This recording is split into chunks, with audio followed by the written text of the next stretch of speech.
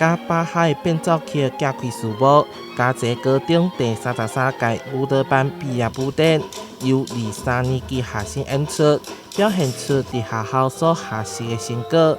这摆表演有8支舞尾，由师生共同创作。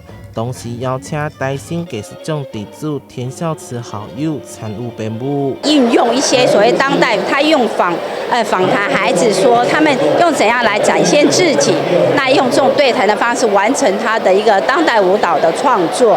那另外我们今年也邀请到了史慧初老师编我们孩子编创一个比较古典的舞马，他运用了当代的钢管艺术。每一首舞尾拢有无同的风格。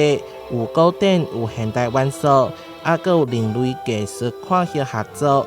这摆主题号名“牧师流光”，象征学生经过长时间的练习有了成果。有尝试了很多不同样的风格，那其中我们里面有一个新的比较特别的是，我们结合了钢管艺术。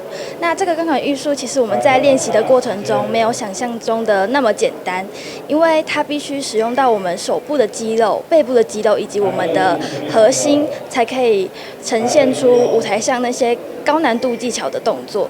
然后我们这次还有2首舞是剧场舞蹈。这届有侪特别演出，学生拢相当用心的准备。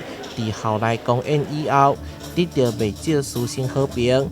校方嘛安排2场，将伫10月份巡回高雄、台中，欢迎对舞蹈表演有兴趣的民众来欣赏。台湾新闻出海采访报道。